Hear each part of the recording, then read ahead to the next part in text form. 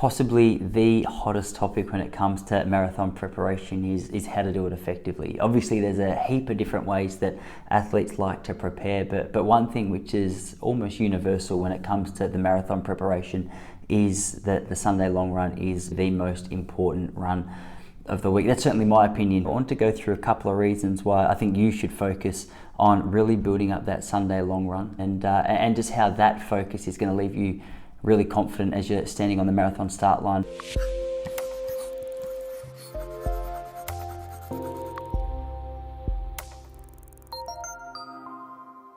If you're planning to run a marathon and right now you haven't run a step in your life, one of the first things that you want to do is just gradually getting up to 5 to 10k and make that your goal. If that means that you have to put your start date to the marathon back a little bit further so that you've got the time to just consistently lay those long runs down week in, week out, I think that's something that I would certainly recommend that you do.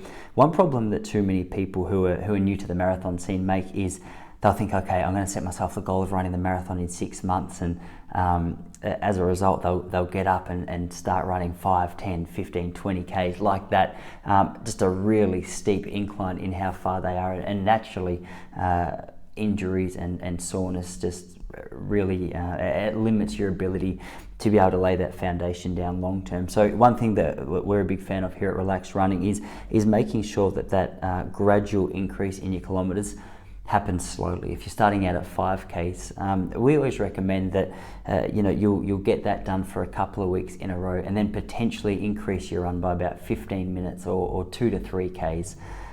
There's absolutely no hurry, and would certainly encourage you guys to set the start date of your marathon back if that means it gives you a little bit more time to prepare, because your longevity is the most important thing. So wherever you're at now, start there, whether it's 5Ks or 10Ks, and after a couple of weeks of doing that consistently, make your next move to increase it slightly. When it comes to your marathon, just for your self-confidence, for the strength in your body, and to give yourself an opportunity to play with different clothes or different shoes, different ways of fueling your body, try and get about 4 long runs over the distance of 30 kilometers in before your marathon race day. It's just going to ensure that you've got some distance in the leg. If you're not just doing it once, if you can do it 2, 3, 4 times, naturally you'll be on the start line knowing, okay, you've been roughly in the vicinity of the marathon distance in your training before. Another thing that a lot of athletes, and something that I would certainly encourage you to consider, is hitting at least one, maybe even 2 runs between 36 kilometers and 40 kilometers. I wouldn't do that any closer than 6 weeks before your marathon, because you're just running the risk of leaving yourself a little bit tired as you get on the start line. But say if 10 weeks out from your marathon you could run 38 Ks, and then you rest for a few weeks, and maybe 6 weeks out from your marathon you run 38 Ks once again, you're ready to run a marathon. One thing that you'll realize as well is if you're doing that by yourself or in a small group, naturally the atmosphere that comes with most of your big city marathons, or even just your local marathons, is there's going to be hundreds if not thousands of people around you, so you're just going to be able to latch onto a little bit of that atmosphere, which makes your life a lot easier. But what pace do we run when we're training for a marathon and we're building up these long runs? How fast are we doing it?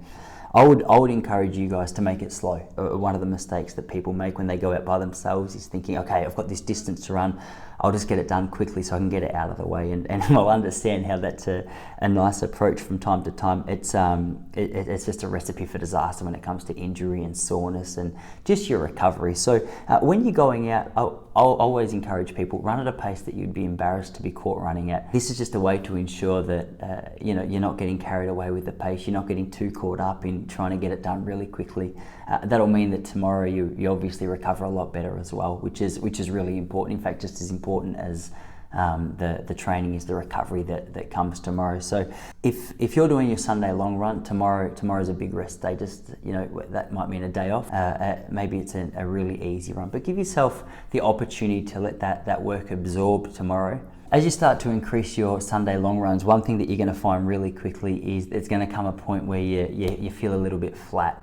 that's usually your body yelling out that it needs a bit more energy. And the Sunday long run, it's a chance for you guys to toy with the different fuel sources that might work for you. Just toying with that nutrition throughout your run. How many gels do you need? How often? How does it sit? Just giving your body the chance to adapt to having that in there is really going to be of value to you on race day.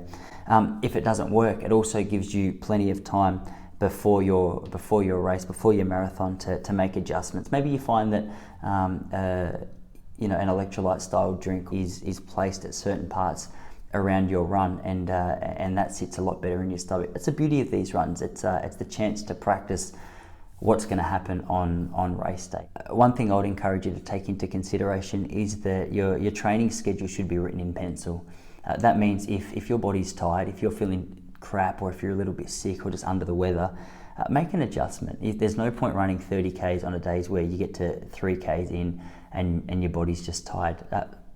Rub it out, get rid of that for the day, and focus on next week. Or if you're feeling a lot better tomorrow and you got the time, get that long run done tomorrow. You don't need to just stick to it no matter what. In fact, it's a recipe for disaster in itself. Just smacking your body in the hope that it responds in the way that you want it to. Don't overwhelm yourself. There's a heap of research and articles and blogs and analysis and there's a lot of perspectives out there in the distance running scene, and if you're new to it, it can be overwhelming.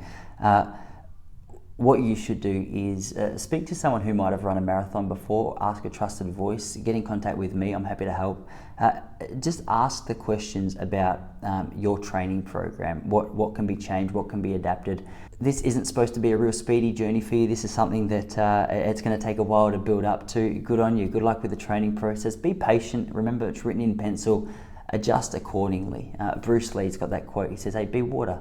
There's going to be obstacles that come up in the way. The better you learn to dance with it and navigate your way around those obstacles, the less stress there's going to be in the lead up, and the more enjoyable the whole process will be. So there's plenty more at relaxedrunning.com, and if we can be of any assistance to you, hey, just yell out. More than happy to help. All right, good luck with the training, guys, and hopefully we'll hear from you soon.